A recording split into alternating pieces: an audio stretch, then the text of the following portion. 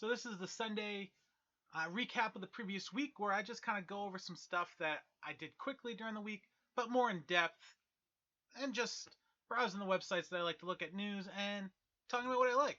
So first up, Nintendo Switch sales. Already up to the 50 million mark. That's awesome. It's nice to see that Nintendo's sales are up because I've always loved Nintendo. They have some of the best games, but it is nice to have third-party companies want to make games for the console. So in the past, sometimes it's been like Nintendo console, Nintendo games. That's it. So it's a good feeling. Hopefully, more people keep making games for it. It's just nice. I prefer Nintendo to be Nintendo and not become Sega, where you make games for all the other consoles. Just because I feel it's something about having a Nintendo console playing your first party games on it.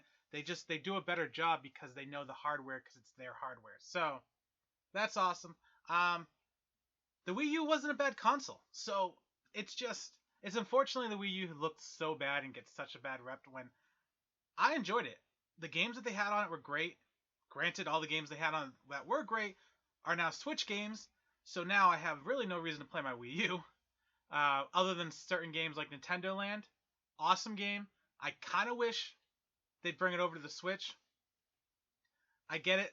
You probably could only play it in handheld, but so be it. I mean, I still have my Wii U, so I can still play it, but I think it'd be cool if they made a second one, added onto it. It's a fun little mini world to play in, and very enjoyable. If you haven't played it, definitely try it. The Donkey Kong themed one, really addicting, especially if you're into arcades games. It kind of has that arcade game feel where you have to just keep playing the game until you get a little bit further and get a little bit better. So, good luck for Nintendo. Hopefully this keeps going, and when they do decide to launch their next console, hopefully they keep moving it in a positive direction and don't do what they did with the Wii U and make themselves set up for failure.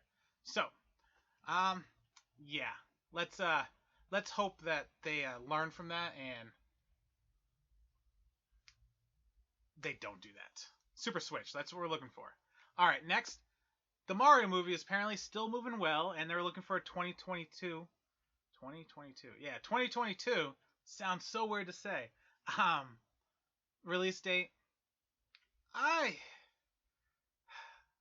hope it's good. I really want to see a Super Mario movie. It's just the company they went with. I don't know. I hope it's good. And I hope it succeeds. It's successful. So then maybe we get like a Legend of Zelda movie. Granted, I don't even know if that would be a good movie to go off of. But maybe more. Maybe a Metroid movie would be cool. I think that has probably a better vibe and setup for today's world that I think would make a pretty good movie. I mean, she'd be in space. There'd be all kinds of worlds she could visit. Samus would be awesome looking. I think if this succeeds, Nintendo should look at Metroid. I mean, I know the franchise name may not be as big, but I think it's just a movie. It could do well, and then just back off the idea that it's Nintendo. So hopefully this does well, and they move on to their other properties. Legend of Zelda, I just don't know if that could be a good movie. I'd like to see it, but I think that's a hard one to get out. I think a sci-fi movie would at least visually look awesome for people, so even if it wasn't that good of a movie, I mean, look at Transformers. Original Transformers. Okay, and Sony is apparently asking about putting remote play on other things, maybe a Switch. I don't know. I don't think I really need remote play, especially on my Switch. It's already a gaming device which has good games. I guess it'd be neat to have the feature, so in case there's a game I want to play on the go that I'm currently playing on PS4. But I feel like I buy Nintendo because the games are fun and enjoyable. And with PlayStation and Xbox, the reason why I would buy a game on their console versus Nintendo is if the game was like this beautiful looking game that had to be power and high end, hardware. So I buy it, and then I buy a TV that can display that type of content. If I'm going to play it on the go, that stuff isn't as important because it's not going to look as good. So if it's not going to look as good, I might as well just buy the game for the Switch. Unless it's an exclusive, then okay, I get it. But I would still probably be buying it for the big experience that the consoles give you that the Switch can't. So playing it on the go, not as important. But I guess it'd be cool to be able to plug in the Switch at someone else's house and then play my PS4 library. So I mean, I'm not gonna write it off. It would be fun to just plug in, and they have to do something to match Xbox, right? And Stadia. I don't know. Stadia's probably not going to succeed. It's probably going to end up being Xbox and PlayStation battling it out for, the online type gaming, play wherever. Um, Google doesn't seem to feel like they're really into the whole thing. Like they want it to succeed, but yet I don't feel like they're doing enough to make it a success or market it as a success. I think they were just hoping that, hey, we're Google, we're doing this thing, people. Yeah, you buy our phones and everything, or use our software. You're gonna love this. I think they just want to be in the field and then hope that they just get lucky. I don't know. As a streaming service, you're gonna buy the streaming service with the best games. PlayStation and Xbox have exclusives. Google doesn't have exclusives yet, so I think it's smart for Sony to get into it and have a remote play on the Switch if Nintendo's okay with it. I try it out. I wouldn't pay for it unless it was like flawless. I can't wait to try out the Xbox One. So it's it's a good move by Sony. I hope it works, and I'll try it out. But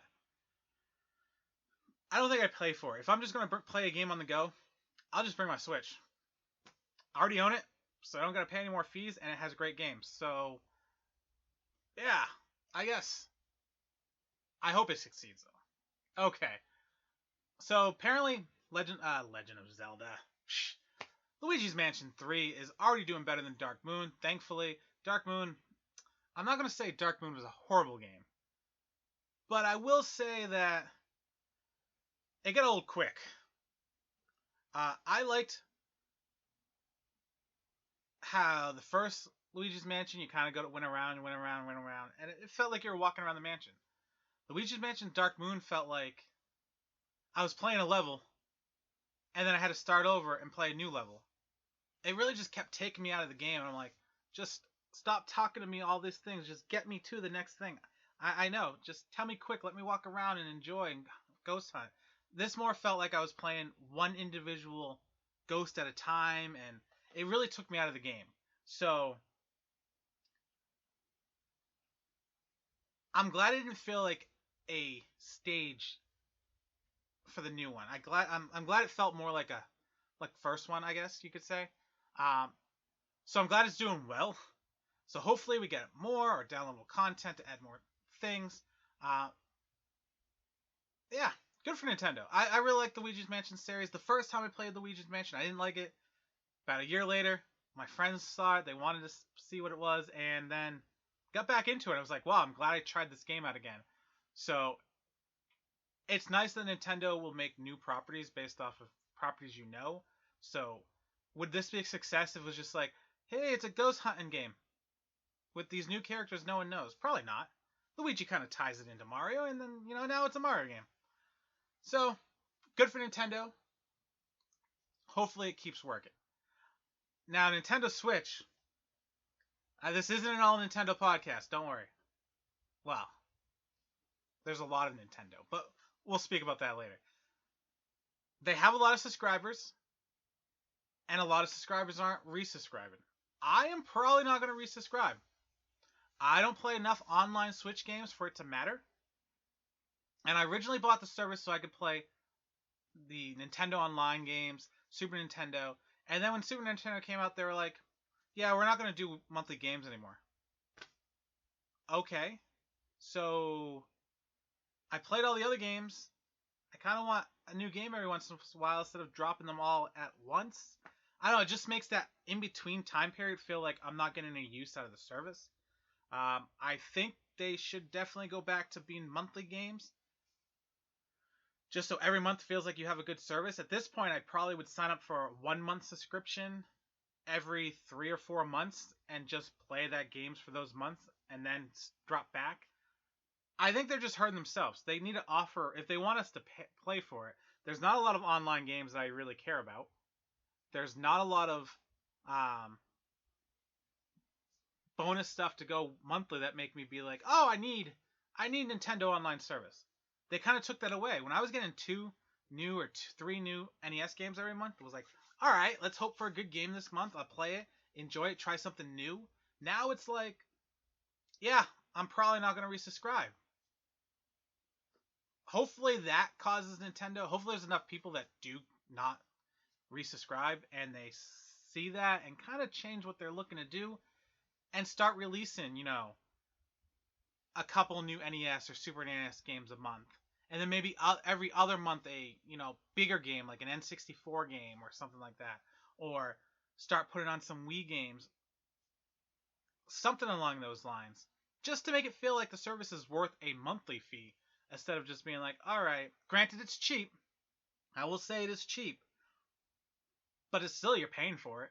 Cheap or not, you spend enough money on certain things where you're not getting any benefit out of it. What's the point of spending the money on it? Might as well just keep it. So, hopefully, Nintendo figures out something and makes it a little bit more interesting. Okay. So, Nintendo again. I know. But who doesn't love Nintendo? I know there's a few of you that doesn't, but you guys do. You just don't want to admit it. It's fine. No plans to release a console. Obviously. Why would they tell us they're releasing a console? It's like Sony revealing the name of the PlayStation 5. Why do we need to be told it? It's going to be the PlayStation 5. Obviously. Nintendo's going to release another console. Obviously. Are they going to tell us when they're going to release it? No. They have old stock on the shelves. They want that to sell. When that stock starts going down, then they can start thinking, okay, time to put out the new console. They don't want to just say, hey, here's a new console, and then I go, all right, I can wait 3 or 4 more months. I won't buy one now, and that stock just sits on the shelves and it has to get discontinued or discounted, and Nintendo doesn't want that. They want you to buy it, and then in 6 months be like, all right, I'm ready to upgrade to the new one that is out. So, they're not going to tell us until they're ready to sell it, and I think they'd probably announce it a month at the earliest, maybe 2 months early. But I think they'd probably pick a slow time of the year where sales aren't usually good anyhow, and just go, all right, that month, always horrible in sales. We can announce it this month, and the month after, when sales start picking back up, they can buy the new console. So I wouldn't be surprised if they're just slowing down production when they do decide. Slow down production, let the ones on the shelf start to sell, and then once they start getting low, be like, okay. Or predict when those ones will finally sell it, because at this point they probably know they're going to sell this month, this month, and the current supply that we have will end December 2020. So we should be prepared to have new consoles for December, January, February. So instead of making more of the Switches we already have, let's add our new consoles to entice people. More powerful, the Super Switch. I really hope they go with the Super Switch. The Super Nintendo Switch. Yeah, that might go along the lines of the Wii U, that one. Is it a different console? Yes, it's a different console. Well, in this case, the Super Switch wouldn't be a different console. I guess the Switch Pro. No, I don't want Pro. The Switch S. The Switch Super. I just want Super. Okay, guys. So yeah, they're not going to tell us when they're going to make a new console. When they reveal it, it's going to be, and it comes out next month. I can't see them saying, well, it comes out in a year, because they're going to stunt their sales at some point. So I don't know. No store microtransactions for the Doom Eternal. I love it. I think if I was a company, I would sell microtransactions. Obviously, EA, which we'll talk about later, makes a killer off microtransactions. But there's a right way to do it and a wrong way to do it. A right way to do it is a way that makes your customers angry. Yeah, you're still going to make tons of money off the ones that stay, but should you be trying to get as many customers as possible and make them? I know you can't make everybody happy, but you can just take away reasons for them to be angry, and that is microtransactions. Sorry, voice doesn't want to talk today, guys. It's fine. Just ignore it. Where were we? Microtransactions. There we go again. Okay, so the first thing I would do, microtransactions should be no way affect the gameplay or make someone better than you because they can have microtransactions. To me, I've said this before, if you've watched any of my other videos, microtransactions should be 100% cosmetic. If you want new levels, that's DLC. But it shouldn't affect me to play. Like if I play online, I just don't get to play that level because I didn't buy it. But I should still be able to play online. I shouldn't have to worry about, oh, my guy can't get big enough if I don't do microtransactions. If I don't do microtransactions, it's going to take me a month to get past this point where that person can just pay 99 cents and he's past it. No. It should just be, you know what? I have this gun. It's a machine gun. I want it red. 99 cents. Cool. I want this gun to look like a laser gun. 99 cents. Cool. It makes it look like a laser gun. It shoots lasers, but it doesn't change the hit rate, the firing rate, how much power it is. It just changes the look and feel of the gun, but it doesn't change how it interacts with other people. If you tell me I could play Call of Duty and have like a machine gun that looks like a laser gun, yeah, 99 cents, awesome. People are going to pay for it. I want my character to look like a big giant snowman while he's running around. That's probably not the most tactical thing in a shooter, but Frosty's going to do some killing. 99 cents. People are still going to buy your microtransactions, and who's it angering? Nobody. Granted, you might get tired of seeing Frosty the Snowman shooting you through your scopes every single time, but it's still not affecting the gameplay, and it would make a lot less people angry, and you still make tons of money. I stay away from games that have microtransactions, so I don't even know the other examples of microtransactions that are annoying. But as long as it's just cosmetic and 100%, who cares? To me, costumes, people buy costumes all the time. As long as it doesn't affect the gameplay, that's fine. So if Doom's not having it, that's fine. Awesome. That makes me more excited to buy the game. If they want to have microtransactions, but as long as it doesn't do anything other than, hey, we got these costumes we thought of after. You can change all the creatures to look like giant little dogs that you can shoot. We're not saying we should shoot dogs, but I'm just saying if you want to make them look like something else, like trolls, that'd be a pretty cool microtransaction. All creatures are now different mythical animals from all kinds of places. Got satyrs, minotaurs, you name it. That'd be cool. It'd be Hercules in the Doom world. Awesome. Buy a microtransaction. That type of microtransactions, fine. If companies want to make money off of it, it's up to the people to buy it. Cool. And it won't anger anybody. If you want to play with it, I don't have to play with it. It doesn't change my experience. And it doesn't make it so it's harder for me to play the game. So, good on Doom for not having it. If people want to have it, companies want to have it, just be responsible. Don't make it behind a paywall. I don't want to have to pay just to keep playing the game. Let me play the whole game, and if I want to make the game look a little different, add a few things, but doesn't change the way the game plays, that's fine with me. Next up, Nintendo just applied for 39 trademarks. That's a lot of trademarks. Now, obviously it means nothing. It does mean there's a game coming around, but here's the thing. If they can remember to get the trademark for the game, I wish they remember to release some sequels, for some of these games. I don't care about remakes. I just have the original console. I'll play it on there. Remasters, half the time they're not even that much better than the original. So, unless it's Link's Awakening, that looks awesome. It was fun. Yes. That one, I can deal with. If you want to do that, give me a Game Boy game that looks like the awesome version of Link's Awakening. Totally into that. Now, trademarks, not a big deal. It's funny to see the ones that they look at. and think, all right, you're going to give us one of those games? Because what's the point of having a trademark if you're never going to make a game? I'd like to play a new Kid Icarus, a Nintendo Land, obviously.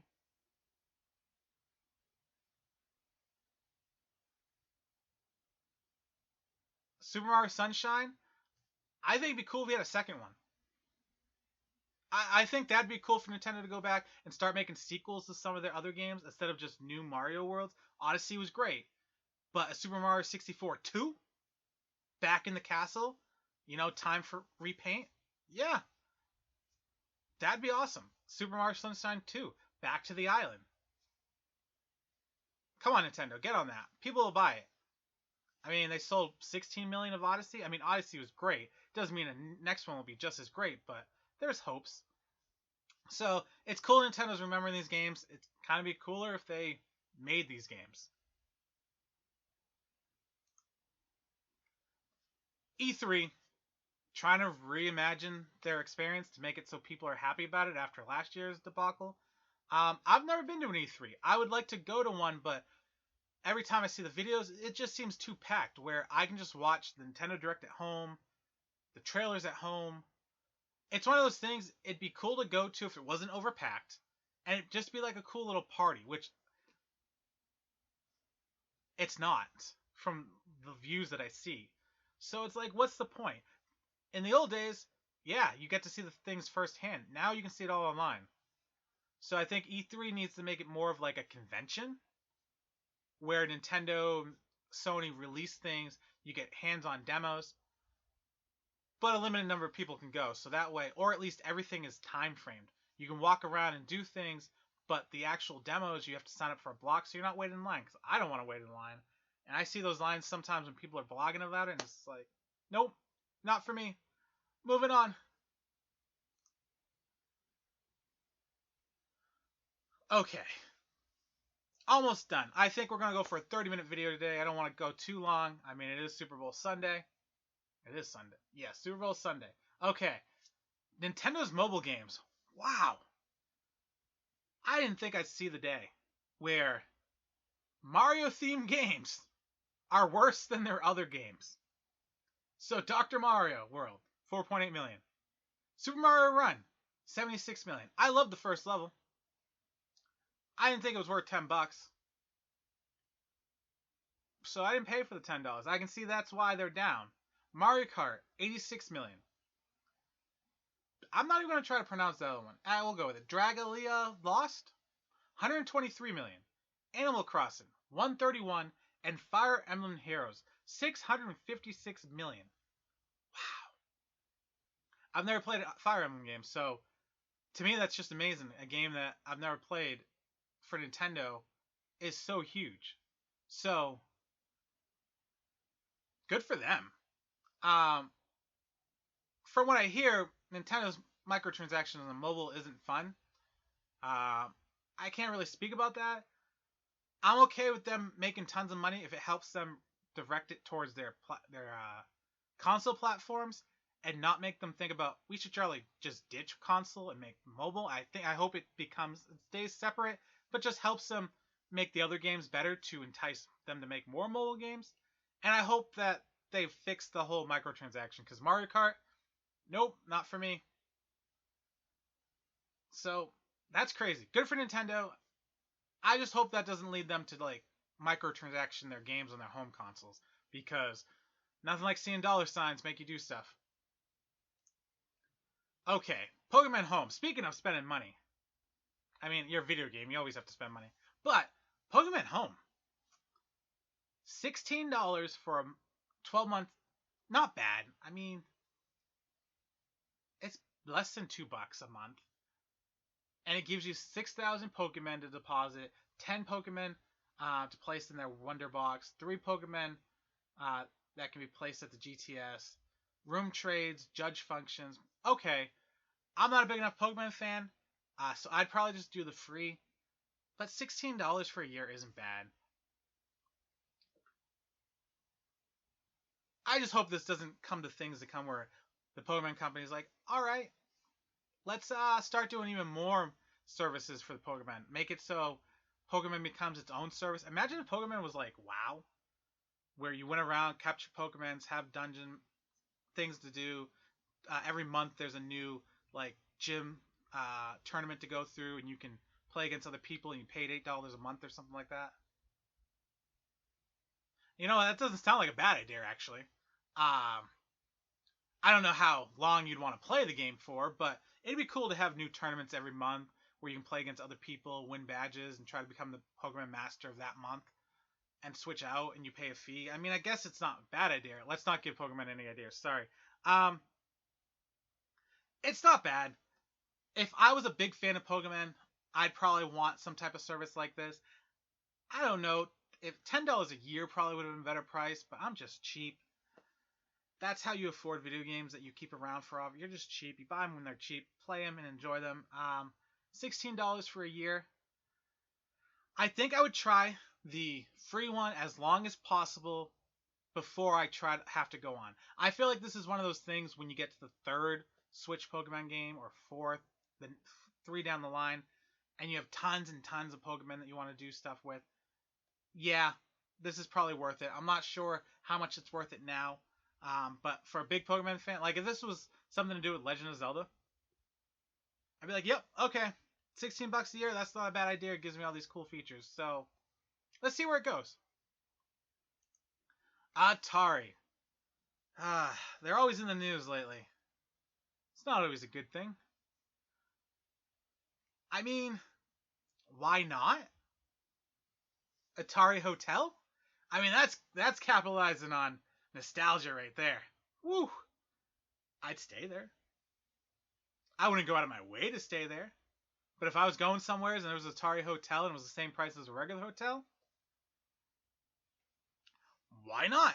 I think an Atari cruise line would have been a better idea, though. Imagine going on an Atari cruise. Every room's Atari themed. Atari tournaments. Yeah. At least then you're getting the experience of the Atari. I mean, in a hotel, you're just going there to sleep. I mean, it's a cool concept building. I doubt it looks like that when they're done. It'll probably just be a sign on the side of the building. The right sign, that's it, just Atari. They're probably just going to buy some old hotels that are already up and just rebrand them as Atari. I know they plan on doing all kinds of stuff with it, but is Atari really that nostalgic at this point where people would stay at an Atari hotel? I mean, I'd probably stay at a Nintendo one. So maybe not my generation, but the generation before. But even so, I wouldn't pay extra money to stay there unless they put some really cool stuff in there. Atari VR, where you're in Atari 2600 games and you're in their VR world and it looks like Atari 2600. Feel like Tron, I guess, but I don't know.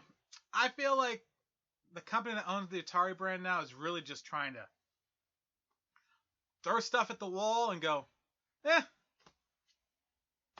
hotel, let's do it.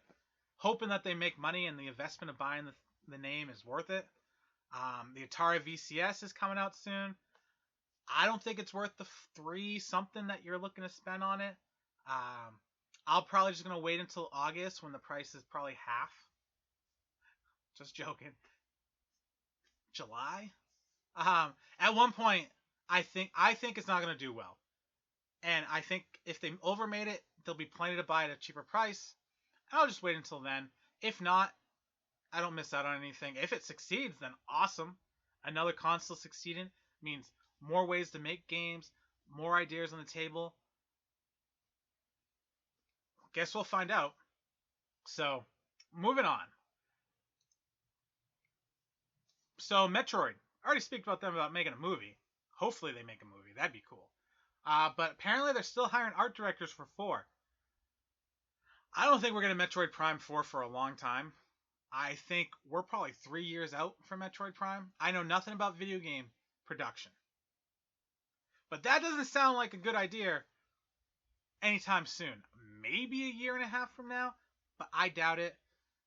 I hope we just get Metroid Prime Trilogy for the Switch. Updated, remastered,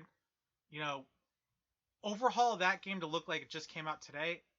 And I think it'll make plenty of fans happy and at least hold them off until 4 comes out in like 3 years. I don't know. It seems like it's going to be a while. Xbox. See, look at not all Nintendo. We had Atari. Phil Spencer says he prefers frame rate versus resolution. Yeah, because resolution doesn't matter anymore. Yeah, it really doesn't. At this point, unless you get a bigger TV or sit closer, 4K is all you need. And at that point, it's still too much. Like, if you sit 10 feet away from your TV and it's smaller than a 65 inch, 8K isn't going to matter. The only thing we need more resolution for, like 8K, is for VR because the screens are right up against our face. For television, it doesn't matter. For PC monitor, if you go to a larger size, yes, but a 32-inch monitor from 3 feet away, 4K is all you need, and 8K is probably barely going to tell you a difference. Now, frame rate, that makes a difference. The way the game is designed and drawn. I mean, there's games that look beautiful. I'd still prefer to play Breath of the Wild. Not as realistic as other games looking, but the game looks awesome because of the art style. It's not 4K, and still fun to play.